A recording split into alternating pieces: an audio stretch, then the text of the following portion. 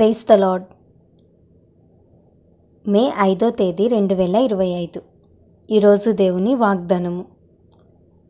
వారిక ఎన్నటికిని కృశింపక నీళ్లు పారు తోటవలే నుందురు. ఇర్మియా గ్రంథము 31వ అధ్యాయం 12వ వచనం.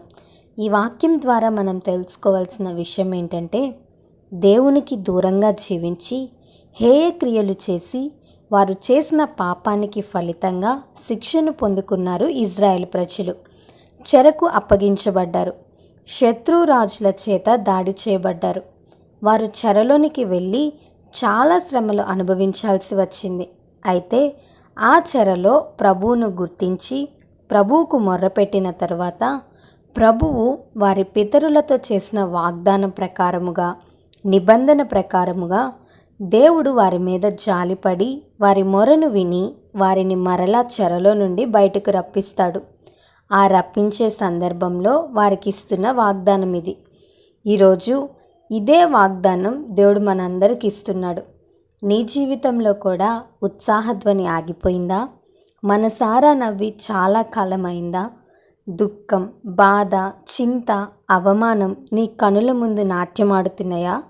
నీ జీవితంలో సమాధానం లేక, నెమ్మది లేక బాధపడుతున్నావా? ఆనందం లేదా?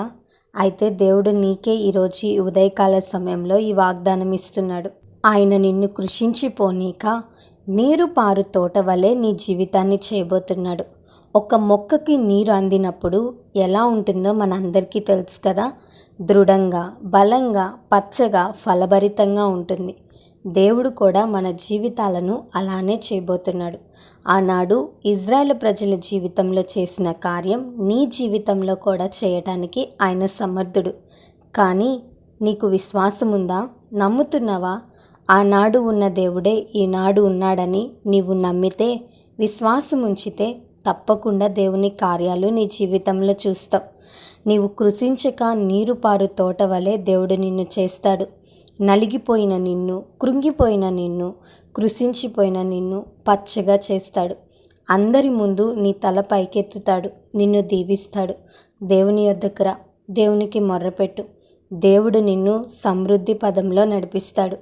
ఈ వాగ్దానం దేవుడు మనందరి జీవితంలో నెరవేర్చునుగాక. ఆమేన్. ఈ వీడియో మీకు దీవెనకరంగా, ఆశీర్వాదకరంగా అనిపించినట్లయితే లైక్ చేయండి, షేర్ చేయండి, కామెంట్ చేయండి, సబ్స్క్రైబ్ చేసుకోండి. మీ ప్రార్థన అవసరతలను మాకు కామెంట్ రూపంలో తెలపండి. మీ కొరకు తప్పక ప్రార్థిస్తాం. God bless you.